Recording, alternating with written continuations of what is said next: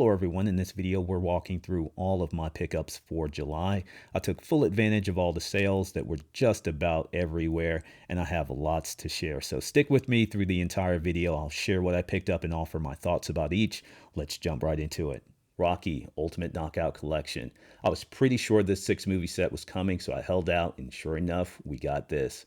Love these movies when I was a kid. With the exception of Rocky Balboa, I've seen these movies a lot throughout my life. Only saw Balboa once, so looking forward to seeing it again. Never saw any in a theater, so being able to watch these childhood favorites as an adult in my own home theater is one of the reasons I built my home theater. Very excited.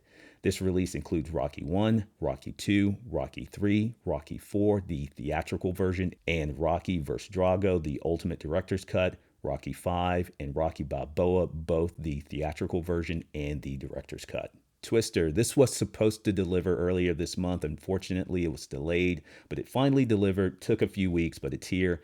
And at this point in the year, not having gone back through my notes and all my movie scores, this may be in my top 3, maybe top 2 home theater movies so far this year. It is 1 hour and 53 minutes of action and fun. The characters are likable. Bill Paxton and Helen Hunt are great leads in this movie.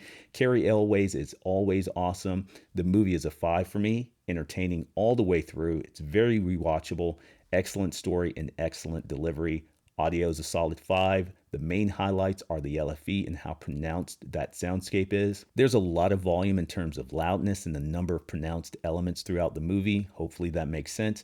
All of my speakers were very active very often, and the LFE that we're treated to in this movie is demo worthy. It is deep, it is powerful. That deep bass hits often and it's pretty sustained in many scenes.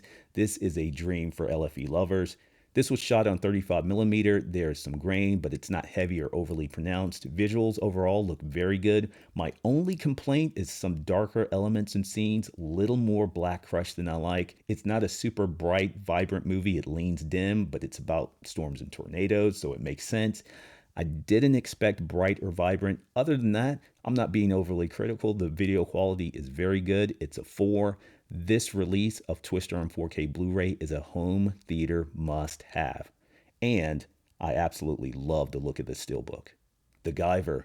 I did a review of this movie on the channel. This movie is goofy and weird and silly, but lots of nostalgia for me. Lots of extras in this release, including the original movie soundtrack on CD. New 4K restoration on this of the 35mm negative. This is a great restoration, but like I said in my review, grain is heavy. So if you're interested in this release, be aware of that going in. Audio is a 5.1 DTS mix, and it's good, except there isn't much LFE. It's pretty light, but overall, the restoration is very good, and I like this release a lot. Halo Season 2. I was very excited to pick this up and dive into Season 2. It took about 4 or 5 episodes before I got into Season 1. The start was a bit of a struggle. Never played the game, knew nothing about the show or the plot, went in blind. And it was hard to get into the show, but about halfway into Season 1, I started to connect with the characters. I got a better feel for the story. And for me, it made a massive leap from being a bit of a regret to being a very entertaining watch. Entertaining enough that I picked up Season 2. I'll have to plan out this watch because I want to binge it. I'll watch as many of the episodes as I can back to back. There are 8 total episodes spread across 4 discs. It has Dolby Atmos and Dolby Vision. I haven't seen this yet, but Season 1 is the real deal in terms of audio and video quality. I imagine Season 2 will be just as good. Narc. Had my eye on this 4K Blu-ray since it released in May. Decided to pick it up. The movie originally released back in 2002, and for some reason, never hit my radar. I've never seen this movie. When Arrow announced the release, I checked out the trailer and was interested enough to pick it up. Bound. This movie originally released in 1996. It's 108 minutes. There is 5.1 DTS HD English audio, and Dolby Vision HDR is available. This is spine number 1220. I've never seen this movie, but saw the trailer, did my research, and I was excited to pick this up and see it. Despite showing it was available, I wasn't able to find it on my first visit to my local Barnes & Noble, but I found it on the second visit. The 90s and early 2000s is really my era. for movies. I love movies in general, but there's a style and vibe to 90s and early 2000s movies that I'm partial to. There's some nostalgia. This being a mid-90s movie has that 90s vibe. It's a crime thriller, which I like, and the plot is very interesting. In the Mood for Love. I discovered this movie while scrolling through Criterion titles online, and this stood out to me. The synopsis was enough to pique my interest, and when the Criterion 50% off sale was announced, this was on the top of my wish list. Excited to see this. Released in 2000. This is Spine number 147. It's 98 minutes. It includes a 4K and standard Blu-ray. No HDR. The restoration was supervised and approved by the director. For audio, there is a 5.1 DTS HD track. Wings of Desire. I first saw this in high school. I liked it then. I streamed it earlier this year and appreciated this movie even more. It's such a beautiful movie, great cinematography. I like a slow burn done well, and this movie takes its time, connects with you with the main characters, draws you into the story. It's more of a relaxed, lighter tone. Good movie. This released in 1987. It's Spine number 490. It's 127 minutes. It includes a 4K and standard Blu-ray and includes 5.1 DTS HD German audio. Robocop. This released last month in June, but I waited to pick it up because I was certain the price would drop, and it did. I picked it up on sale. I saw this once when it first released for rental years ago. I don't remember it very well. I do recall thinking the movie was just okay. I believe it was so different in many ways from the original Robocop that it caught me off guard. I didn't necessarily dislike it, but my expectations were both a little high and a little different. But seeing the trailer, this being a new 4K release, and the idea of being able to see this in my home theater sparked my interest, so looking forward to seeing this. Oldboy. I saw this last year for the first time on a streaming service. Wow, incredible movie. It's a ride and a half. Excellent story. Excellent characters, one of the most creative and well-designed fight scenes ever. There's a crazy reveal at the end. I waited to pick this up because as much as I wanted this movie, the price stayed a bit too high for me. But this was part of the big sales this month, so I picked this up. Nice looking case, lots of extras, and an epic movie. Ghostbusters Frozen Empire. This was a definite buy for me after watching Ghostbusters Afterlife. That movie surprised me a lot. It's a Sony release, so I should not have been as surprised as I was because the audio and video quality in Sony releases tends to be pretty fantastic. Afterlife was a lot of fun and a real home theater treat. This should be just as good, at least from an audio and video perspective. Really looking forward to this. The Karate Kid. This is the 40th anniversary release. This is a little different than the 2019 35th anniversary release.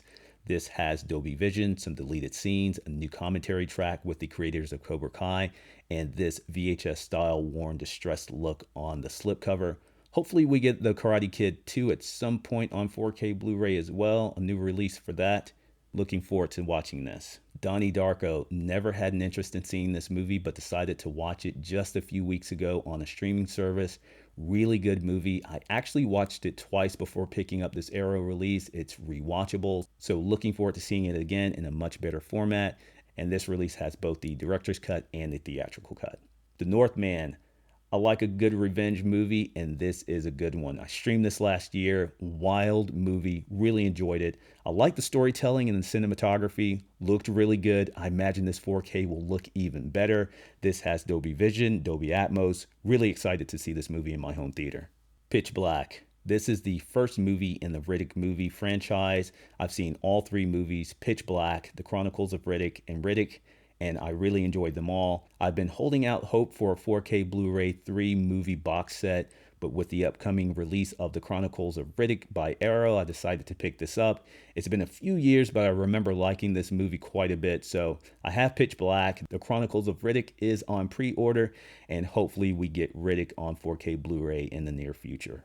Atomic Blonde. I've never seen this movie. Hoping it's a good one. I picked it up because I liked the trailer and it was on sale. I got a bit of a John Wick vibe from it. Should be a stylish spy action movie. Looking forward to seeing this. Star Wars: A New Hope. I finally picked this up. I had trouble finding it, but I was able to find it. Last month I picked up the prequel trilogy. With this pickup, I now have the 3 Star Wars trilogies, the prequel trilogy, sequel trilogy, and original trilogy. This is one of my favorite of all the Star Wars movies. I watched it as part of my Star Wars movie marathon last month and thought it looked great and sounded great. Very good on Disney Plus, so I'm looking forward to seeing this again on 4K Blu-ray. LA Story. I'd forgotten about this movie. My wife and I were recently watching a movie with a young Sarah Jessica Parker, and that movie made me think about this movie, which also stars Sarah Jessica Parker. She has a smaller role in this movie, but the memories came back to me. I did some research and found this 2021 standard Blu-ray by Studio Canal. I typically buy 4K, but I really enjoyed this when I was younger, and I really wanted to see it. And I'm pretty sure there won't be a 4K release for this, so I picked this up. This is an early 90s rom-com. I remember this being funny, not too heavy, lots of recognizable faces. It stars Steve Martin. He's a weatherman who's in a rut, not really enjoying life until he starts receiving messages from an electronic highway sign giving him advice that starts to change his life. Sounds weird, but it's hilarious, and this movie was my introduction to the singer Anya. 3 of her songs are in this movie, and they are absolutely beautiful. And before I close out this video, as I was editing this movie delivered. Shin Godzilla. I'm a creature movie fan and very much a Godzilla fan. Even the old stuff I don't currently own but saw as a kid. After I saw Godzilla -1, which is the best Godzilla movie I've seen, started making my way through the classics. Long story short, I ran into this release, saw the trailer and some other reviews. Looks like it may be a good watch. It is a standard Blu-ray, just 2 minutes short of 2 hours. Dolby True HDR 3.1 audio in Japanese and English dubbed. Not sure what to expect, just hoping for an entertaining watch.